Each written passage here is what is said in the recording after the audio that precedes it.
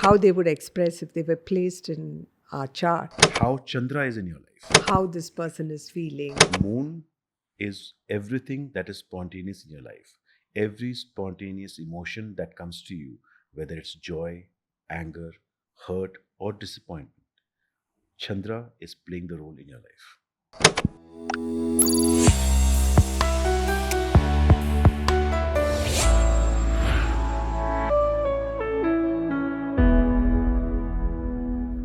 Welcome back to Sūkṣma, the quiet science of the soul.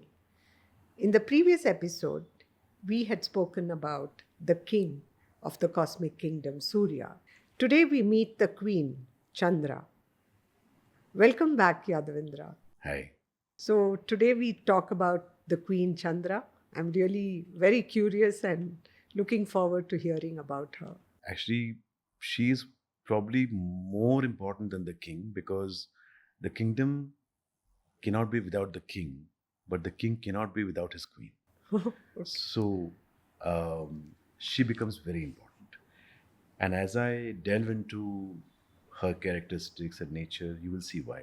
So, as we spoke in the last episode about Surya being the king in the heavenly kingdom, but for us, he represents our sense of self, our sense of identity. Chandra, she is the way he feels. And very interesting part to her name is where Surya represents the illuminating light. Chandra is the delight of reflecting that light back. Oh, wow. So the romance is very, very intense, very beautiful. And this synergy that they both have somehow translates into our lives on a daily basis. Okay? Her formal position in the kingdom is as his consort, but also she's the one who represents the way he senses everything, is the way he feels, and that becomes very, very important. She is his lifeline, his emotional lifeline. Okay. You know, Yadvindra, it reminds me of this game of chess where, yes, the king is the most important. If he's not there, the game is over when he's out of it. But the queen, she becomes, the king can only move in a limited way, but the queen can move anywhere on the chessboard. And once she's out of the game, I think it's almost checkmate. So that's what it reminds me of. Without a doubt, I think such a nice analogy because, see, it gives you an idea about in life, king ultimately is the decision maker. Okay? So in chess, he's the one who keeps the game going. In our life, our sense of self is what keeps us going. But her role in the chess, because she has a lot of freedom, a lot of privileges, and she, in a way, supports all the others to defend the kingdom. What would that mean? What would that actually mean if you take that sample of chess game into our life? It would mean our emotional intelligence. Okay. Moon represents our emotional mind. In the Vedic scheme of philosophy and psychology, the sages have divided the mind of the Atman or the mind of the Kalpurush into two parts. One is a thinking part, one is a feeling part. And they have given a lot of importance to the feeling part. And Chandra represents that. And she is the part who reflects the sense of self through emotions. So she takes a lot of delight. And I'm emphasizing this word because our sense of happiness is deeply tied to that meaning. When we say we are happy, it's about taking delight in the way we are. That's what it means. So when we talk about the way we feel, just like the chess game, we probably attend a party and the initial chit chat would require us to describe who we are, position ourselves where we are. That is Surya. That is Surya. That is your sun. That is your I-ness. But it is incomplete without the way you feel about yourself. What's the level of comfort you have within yourself and outside? So that's why your level of sensitivity is governed by this graha in your life. Okay. Um, why I said emotional intelligence is because a lot of things you intuit. A lot of things you intuit. You basically pick up things and signals, whether it's micro expressions or micro acts, and the vibe of the environment through your sensory ability and deeply tied to your emotional mind. And analyzing this graha in your horoscope is of paramount importance, which is why from the other schools of astrology, for example, Hellenistic, which gives a lot of emphasis on the role of the sun, Surya, in Vedic astrology, Jyotish, we give a lot of importance to Chandra. It's very important how Chandra is in your life. That means how your emotional self is in your life. So, all the viewers, you must understand that moon is everything that is spontaneous in your life. Every spontaneous emotion that comes to you, whether it's joy, anger, hurt, or disappointment, Chandra is playing the role in your life. Chandra in the Vedic astrology is a Karaka for your emotional mind. That's why it's called the Manas Karaka. Manas basically means the emotional heart. So, Yadavindra, I mean, we've spoken so much about Chandra, and it looks like she's really very important. So, I was wondering, her placement in the chart also would therefore be important, because what are we without our emotions, right? So, if Chandra is there in the first house, how would that be expressed in our lives? I need to bring a little unexpected twist here. Okay. The role of Chandra is very important, but also deeply tied to two or more grahas, which I will explain, but I need to bring that here. Because when you look at Chandra alone, you can size up its role. But in hindsight, it has a deep connection to the grahas called Rahu and Ketu. Oh, okay. Rahu and Ketu, remember in the kingdom of Yes. heavens, Without they're the the two beings who don't have a mass. One is a sorcerer, one is a sage. And they have a very deep relationship with Chandra. Now, coming back to Chandra in your first house. Now, first house is your own experience of the self, and you have Manaskaraka, the emotional self, the emotional mind of the Kalpurush, positioned in that house for you. Okay? Before I ask you what you think, let me give you a few key words for moon. It is the part which is very dreamy. Okay, it loves to imagine. It lives in a world of imagination. A lot of creativity, very sentimental. It's slightly idealistic. It loves purity, purity of a relationship or purity of anything that it has. In the realm of heavenly kingdom, it is very royal and it has a very key role in your life with that trait. Okay, so when you personify, if you imagine Chandra, now when you imagine Surya and Sun, you imagine him very regal, Yes. strong, well decorated, on a throne, controlling a vast empire. And beside him, this beautiful consort who's very delicate, very idealistic, very refined, sentimental. And you bring her into your life. Can you take a guess? What would it make you be like? Yes, I'm guessing it would make one be an emotional kind of person, emotional, graceful, sentimental, uh, beautiful, maybe, pure in heart. Pure in heart. Yes. Okay? So when you say the heart, the emotional mind or the heart, Chandra represents the purest of it. Okay. So when you have this graha in your first house, primarily it makes you very sentimental, very sentimental. It makes you sensitive, uh, emotionally quite intelligent. Okay. You know, a person who's got moon, and I'm telling you, I have seen time and again so many horoscopes, whether it's a horoscope for man or a woman. this graha represents the sensitivity, intuitive ability to the highest. Okay. A lot of times, like Surya represents the father figure authority, moon represents the maternal figure and nurturing ability. So this kind of makes you a possible combination of being very nurturing and also somewhat deeply attached or tied to your mother or a maternal figure, or your maternal figure or mother has had a lot of role in your life in the shape of your own personality. Okay. So it plays a very key role in helping you experiencing your sense of self through the energy of the Moon. Chandra. Yeah. So if she's in the seventh house, that is the house of the, Significant other. okay, significant.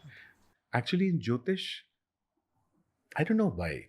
Um, they say Surya being well placed in your ascendant is the best.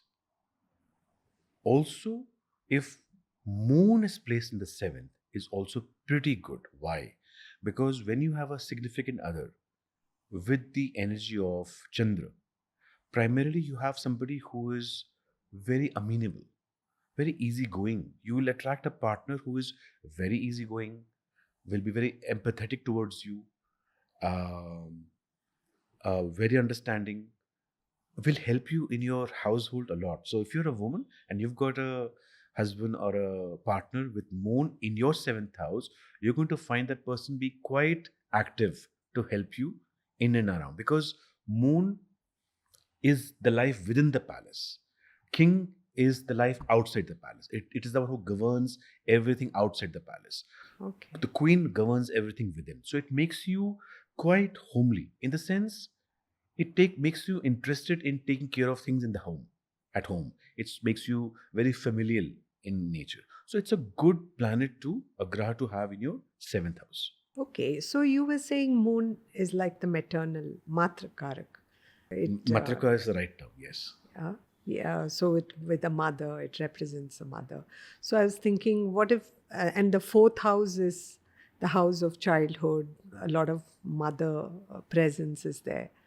So how would it be if moon were to be in the fourth house? Actually, the best position. Oh, Best really? position. You might lose out on a very good partner if the moon is not sitting there, but you'll probably have a very, very interesting childhood, a very interesting relationship with your mother, maternal figure, also a good emotional life. I've seen a lot of people who have moon positioned in their fourth house. Moon is going to help you experience your childhood. As you grow older, your past, your reminiscing of your family home, your immediate family, your overall childhood, deeply intertwined with your maternal figure.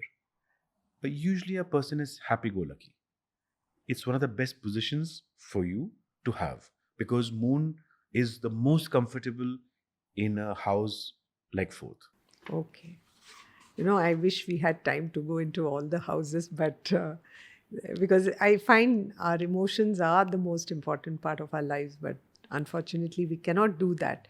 But before we move on, we were talking about the eighth house being a not so, being a challenging house. A house of transformation, it's like the ugly duckling Yeah, has to go in and then yeah. come out. So that journey is. So I was wondering, what if Moon is in such a house because she's sensitive, and it is a house like that, dark, occult.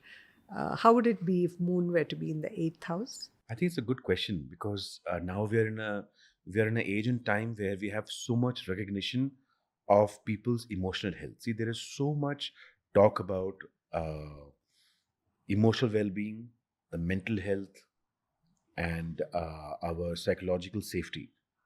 And here, I think Moon plays a very critical role. Critical role.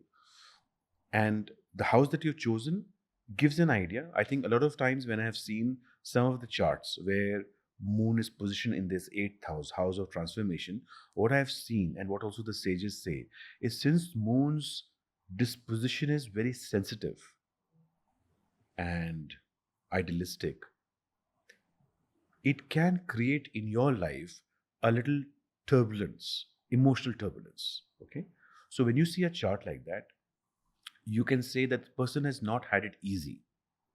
Okay, now not having it easy could mean different things, but let me just point out two. What it could mean is there could be some kind of a loss or a loss of a healthy relationship or an attachment with their maternal figure. Why? Because moon represents the mother or maternal figure. Now, in Vedic astrology, it's a thumb rule. Your sense of ego, identity, is highly inspired by your paternal figure or father. But your emotional self, your emotional personality is deeply tied to your earlier relationship and the relationship thereafter with your mother. Yes. So the moment you see moon positioned here, you can say there's challenges there. Okay. Now another point which could engender challenge in a person's life is somehow the childhood. Mm. Moon represents your past and childhood memories. Being in the eighth house, the person will look back and feel they've not really had a very good, it could be set of friends or the enjoyments people have as kids or the kind of family they wanted to have, which they felt other people have. Some memory that will tag along, which will create challenges. Now, having said that, it's important to also understand how soon will your Chandra help you to come out like a swan. Okay. That's very important. That's why I think the practitioner of Jyotish plays a very key role, because it's not a fatalistic or a deterministic indication. It just gives you an idea, because suppose you have somebody in a family and the family comes to you and I'm a practitioner. First of all, I would help them to understand what are the internal struggles that person is going through. Correct. So empathy increases, probably recognition of what the person is going through. If I can explain through analyzing the chart, I feel gives them a lot of self-acceptance. Okay, and then of course you can bring the point where you can help them some kind of a with some kind of a roadmap to come out, or give them a realistic hope that they will come out of it. Mm. So a lot of times the journey is hard, but the destination is beautiful.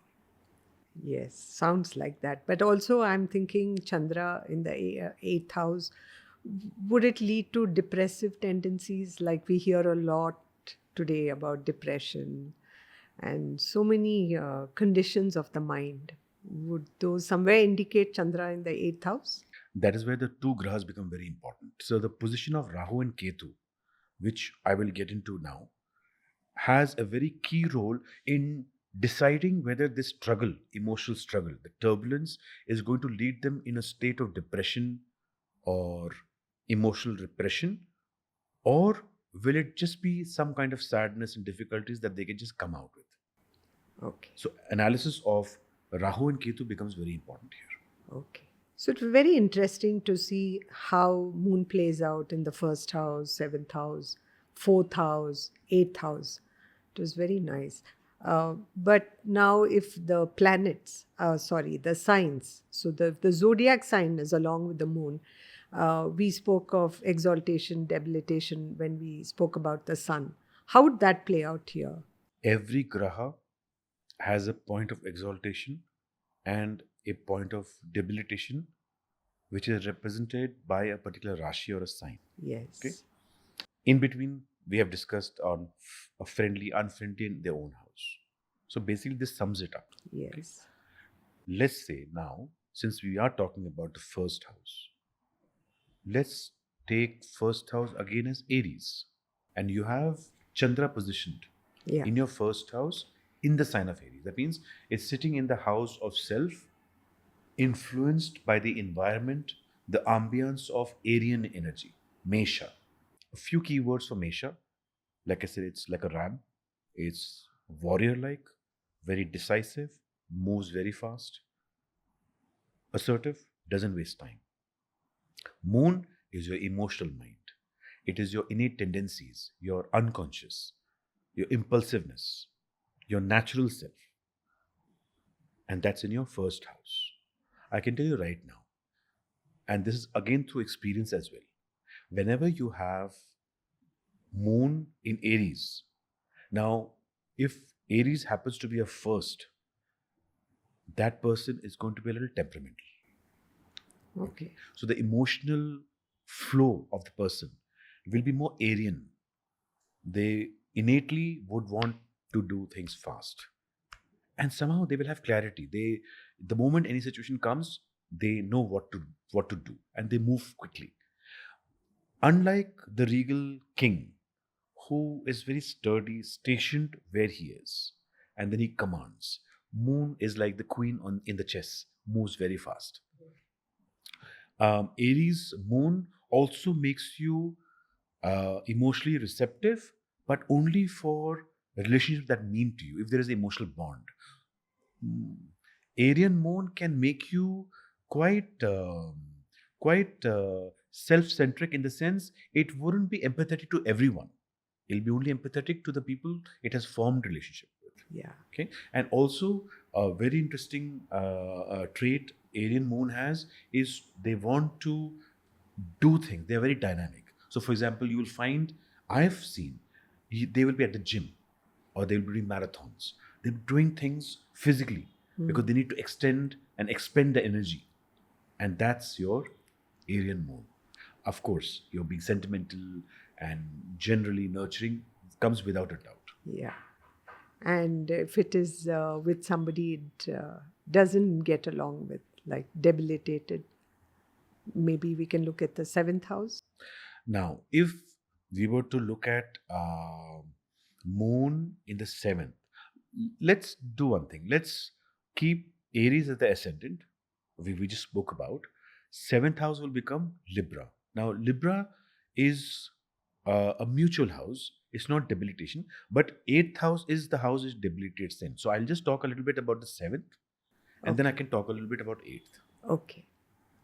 In the seventh, where the sign falls of Libra, now you're having this lunar energy, emotional self, sitting in the seventh, that is your significant other, Yes. who is being influenced by the archetype of Libra. Libra is a scale, it's balancing, very diplomatic, very rational. Moon is not. Moon is emotional.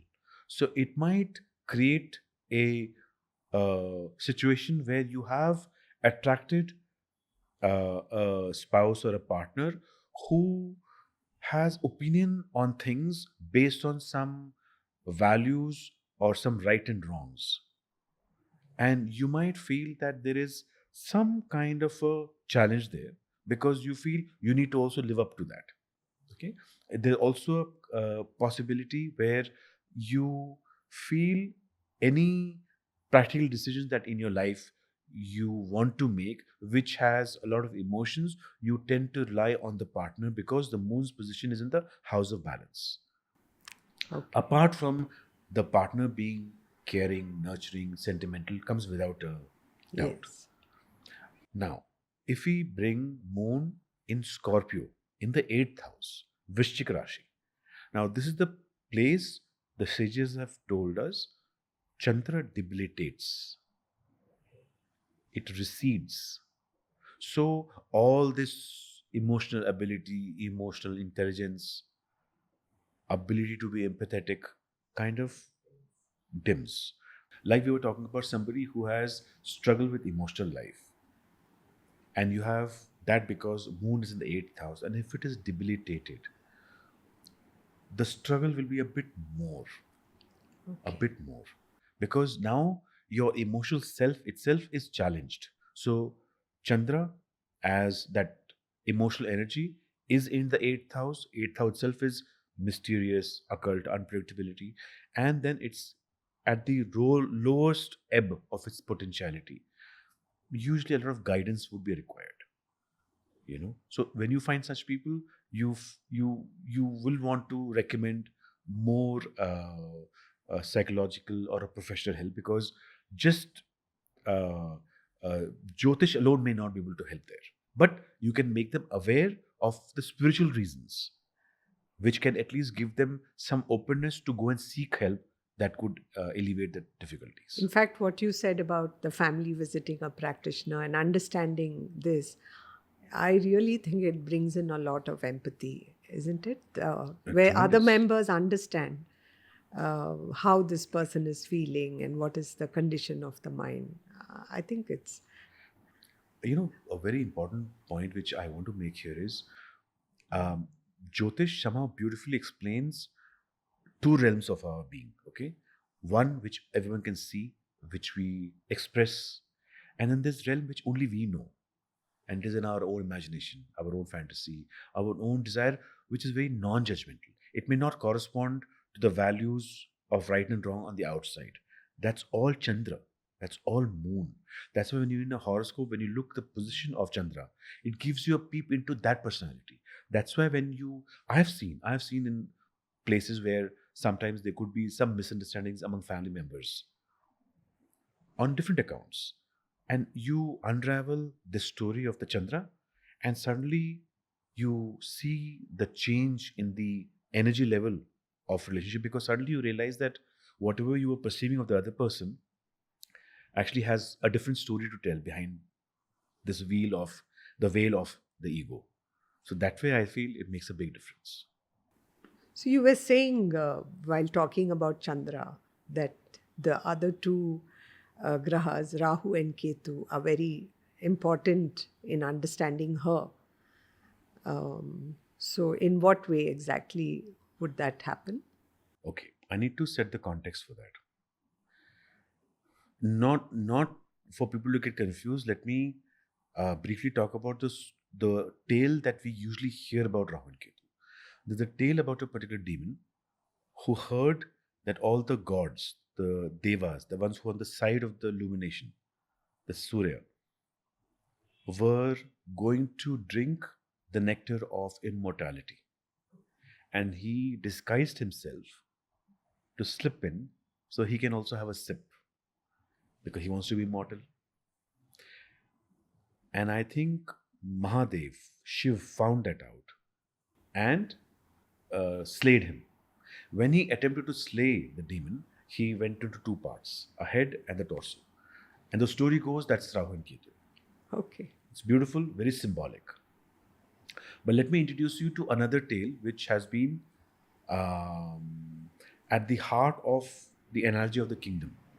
When you have the heavenly kingdom with all those parts, within you have the king, the queen, the two ministers, then you've got one prince, then you've got the custodian of law and order, commander in chief within the kingdom, and then you have two people, grahas on the outside, a sorcerer and a sage. The interesting story here is the sorcerer and sage, why don't they have any mass? Why don't have they have any physical existence if they were to incarnate? And others have. The reason being because they are projections. They are projections of someone from within the kingdom. Okay. Can you guess who could that be? I think you've already given a lot of clues, so it must be our mind. Chandra, moon. Okay? And this is metaphorical. What it means is that they both are outside the kingdom in potentiality, in latent state. And they become very active when the projector, the Manas Karaka, Chandra, gets into a mode of shrinking, challenged, duvida, which means perplexity. For us, what does it mean? It basically means when we feel emotionally drained, we feel low, we don't feel very close to our own self, or we are not feeling valued by our own self, that point in time, something occurs which mimics what happens in the heavenly kingdom. A sorcerer, Rahu, and a sage, Ketu, emerge. Okay? And they become very strong to enter the kingdom. Means for us, they become very strong to enter us. And they aim to dethrone the king, the sense of self, and usurp and take control of the mind. Okay. Chandra. Okay. What does that actually mean? Rahu is a hidden potential of the mind. of Chandra to create Maya, to create illusion, to create a reality. So when we talk about law of manifestation, they want to dethrone the king and take control of the mind, Chandra. The nature of Rahu and Ketu, sorcerer and sage, uh, is sorcerer is that potential ability of the mind, Chandra, to create illusion, to create Maya, to create uh, a perception. And interestingly, the law of manifestation, which is very, very popular, I must tell you, is based on a realistic spiritual principle.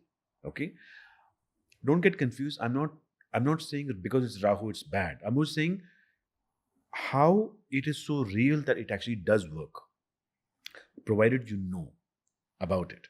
So the mind has this extreme potentiality to measure your focus and concentration and manifest the kind of life you want to live. And it is in potentiality. That's why, upon some practices in some spiritual schools, you can do that. That means you evoke the energy of the Graha Rahu. It can manifest it for you. Actually, it's meant for a positive purpose. Okay? Now you have Ketu, who is like a sage, and its potentiality is not just create an illusion or manifest, but to be able to transform you. It's a potential ability of the mind to not want your environment or your life to change, but to change yourself for it. So it's a very transformative planet. That's why it's called a Mokshkarak. Both are actually pretty good in nature when it comes to dealing with them with wisdom, and they're in potentiality. Now, when you have moon as your emotional self, and if it is unduly alienated or shrunk, where you have a feeling you're not feeling so good, you have not been given the importance, or you don't feel you're living up to your own values, these two emerge. And what does it mean? It basically means either it'll start creating delusion, fanciful imaginations, obsession. So Rahu is a karaka for obsessive thinking. It'll get you fixated, which is one of the form of disorders in the mental health world. I When like you have addiction. like addiction, when you become obsessive. See, obsessive is where you want to have something your way no matter what, even if it costs everything else. Yeah. Addiction is where you feel you you are never going to be able to get what you want, and you just want to delude yourself thinking it doesn't matter. So that would be the form of Rahu's negative influence. And that's why it's very important to know where it is positioned and how it is positioned, because indirectly it is influencing your moon, or it is telling the state of how your moon will be. Okay, and how much you need to look after your moon. Then you have Ketu. Now Ketu is a bit more ascetic, in the sense it is renunciate. Like I said, it's a mokshkarak, but not necessarily so good for yourself, because it basically annihilates even the self. So this tendency to withdraw, to lose interest in everything in life that can give you some kind of a good feel, would be your Ketu. And every time you're having these feelings of lack of your self esteem or self love, either you will go on addiction, obsessive way, or you'll go on a apathetic detachment way. To do what? Basically, from a psychological interpretation, it basically means you're dealing with that emotional pain.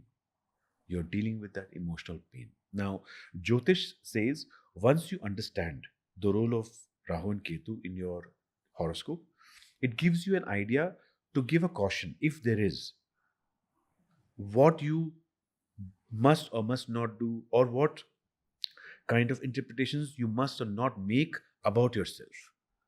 Because a lot of times we don't Yes. know ourselves very well. Correct. Correct. Only to make sure that they don't emerge in the negative way, and they remain potentially in the positive way, where you can actually use a Rahu's energy to manifest what you want in a positive way, or withdraw yourself from a situation where you don't need to get involved. You can have detachment so that you can move away and acquire anything else. A very famous description, a very not famous but very relevant description of Rahu and Ketu is everything in your life that you deeply desire to have and you don't have it, and you think you might not have it, is your Rahu. Okay. Okay. Now, everything that you have in your life which you don't want is your Ketu. Okay. So, in a way, it kind of summarizes how they behave in your life. Yeah.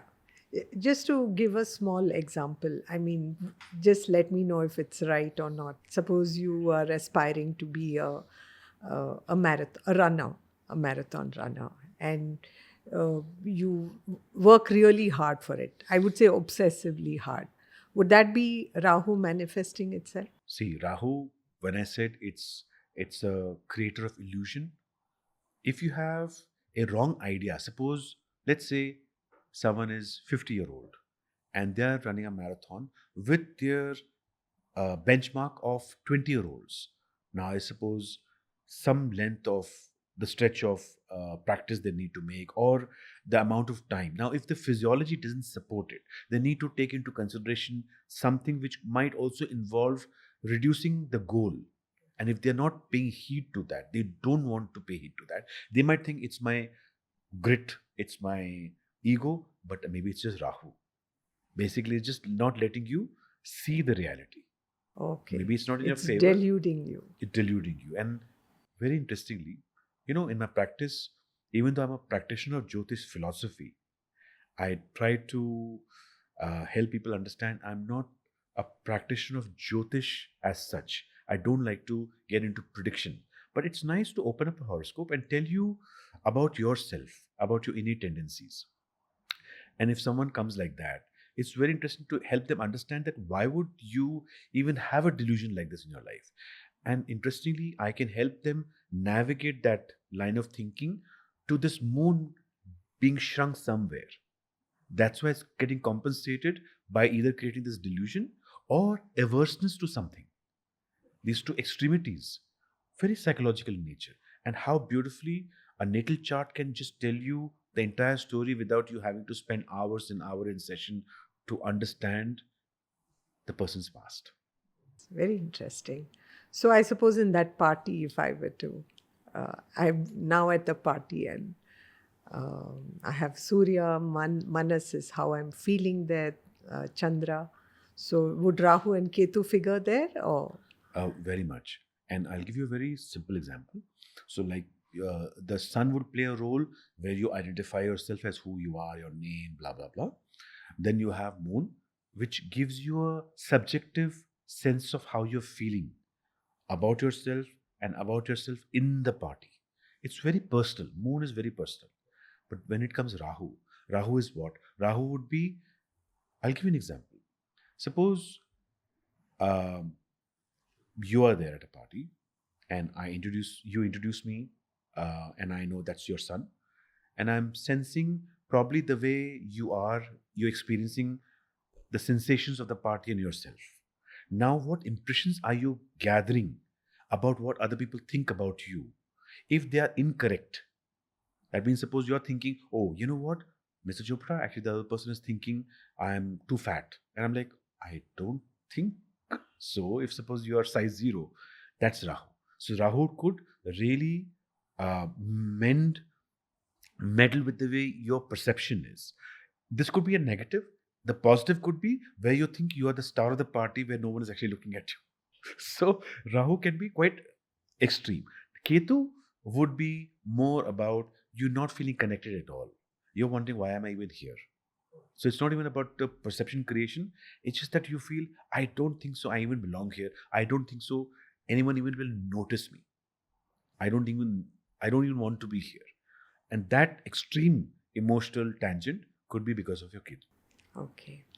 So, yes, these two seem like really very important players.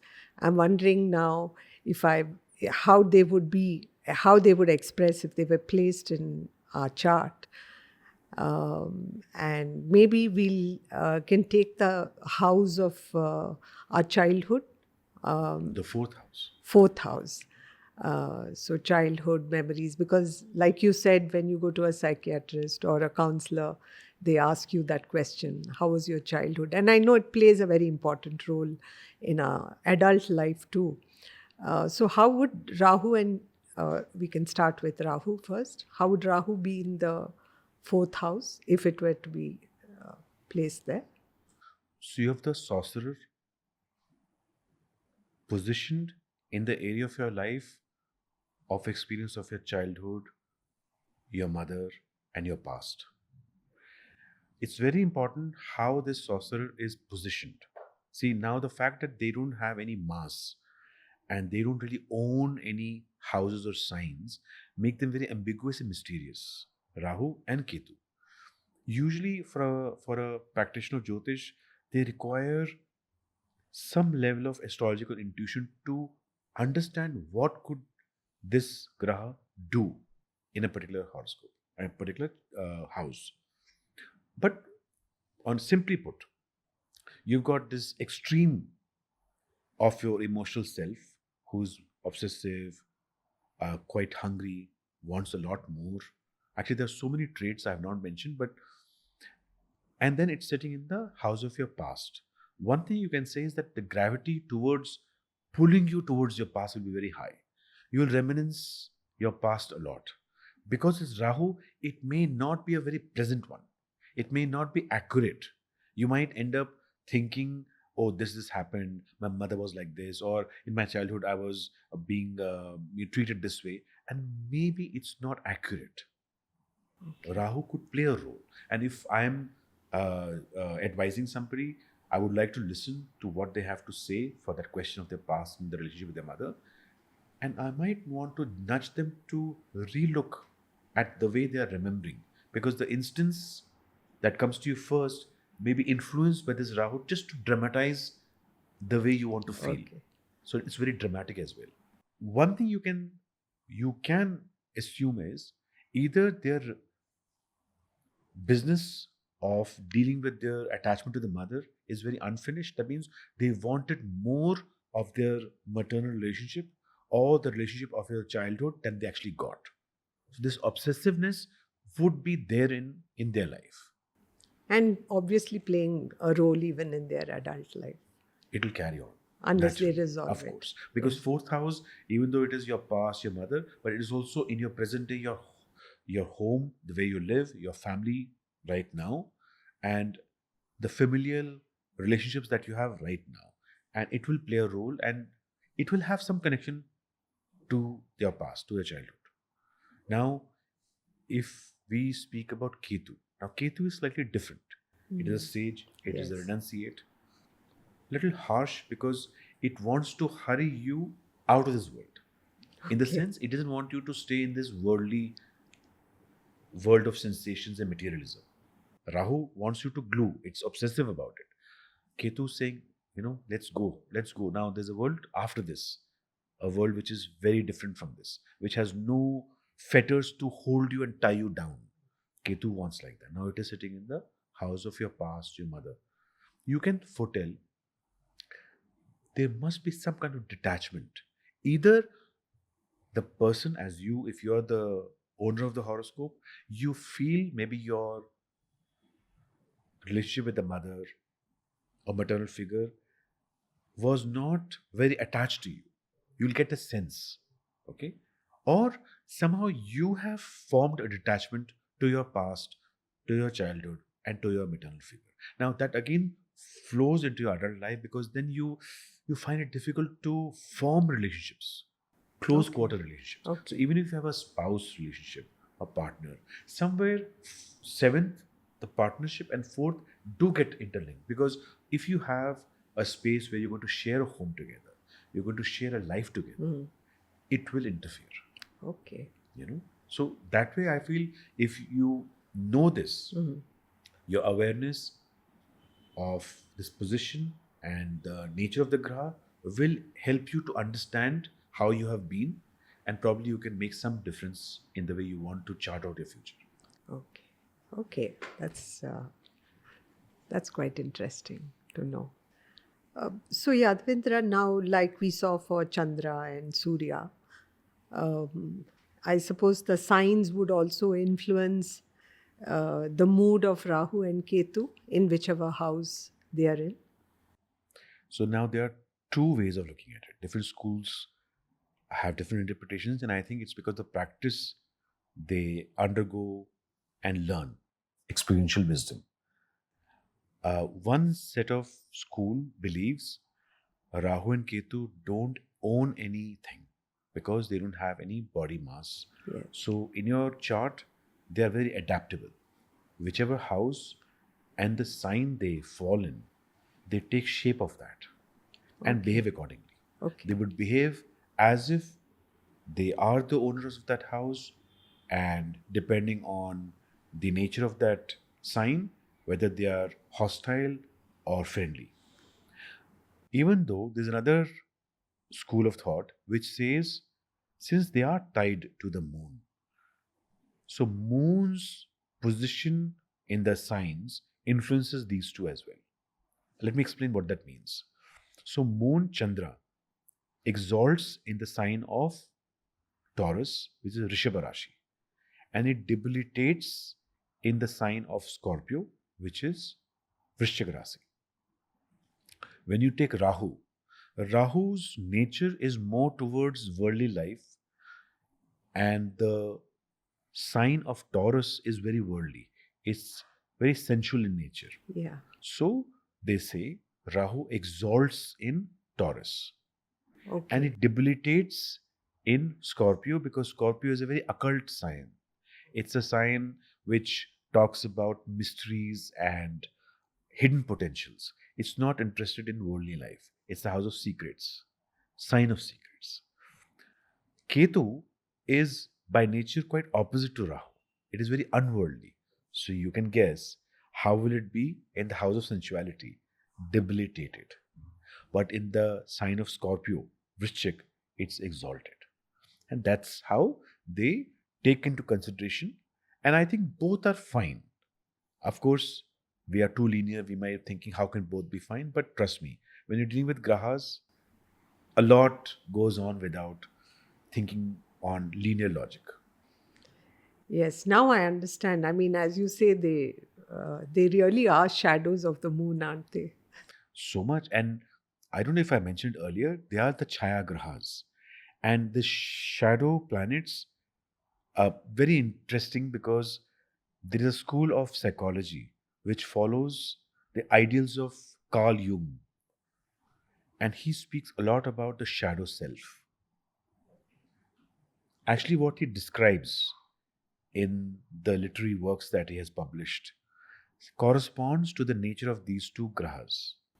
Okay. The hidden self. That means you have moon, which is very personal, Chandra, and how when it is disturbed, contracted, or very vulnerable, how the shadow selves come and take over.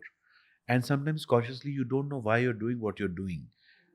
And then it amazes you how this side and the other side is playing a role. So we can we say that these three grahas, that is the moon, Rahu, and Ketu, they make up our emotional mind. That is absolutely true. And just to help the viewers, when you look at a chart, a very basic thumb rule which will help you to interpret or understand your grahas, especially Chandra, Rahu, and Ketu, is with the keywords. So you any house in your natal chart, moon is positioned. Remember the word emotionality, sentimentality. I'm telling you, that particular house, whatever that represents the external experience, there will be some emotionality and sentimentality connected with that. When we talk about Rahu, the key word of Rahu is obsessiveness. So, wherever in your natal chart Rahu is positioned, you can assume that you are obsessive in some way regarding that area of your life. When it comes to Ketu, Ketu is the opposite. It is detachment. So, wherever it is positioned, you can say, it's safe to say, that area of your life you're experiencing some form of detachment. That's And very, that's very that cannot useful. go wrong. Yeah. And I suppose not to add judgment to any of these qualities which you just spoke about. Not at all. Because even in Jyotish, you must understand that when I'm talking about the realm of the heavenly kingdom and all the grahas, including these two projections of the Chandra, moon, and who they could be not so harmonious because the intent is to dethrone the king, they all are parts of Kal Purush. So it gives you an idea, two things, that the Kal Purush, the cosmic being, is as real as us and also as democratic in his being. He's got all of them together.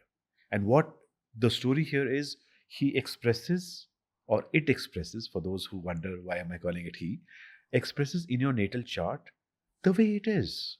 And the idea is for you to use your level of consciousness to put it in order, understand deeper realities of your own nature and nature of the cosmic being, and somehow have this union, the yoga. So maybe in each of our lives, when it is expressing itself, uh, a small part of it in each one of us, maybe what it wants from us is to balance things out, isn't it? Absolutely. Absolutely. Actually, you summed it up beautifully. And that's why it's given us the free will also. That's why we have the free will. That was very profound, wasn't it?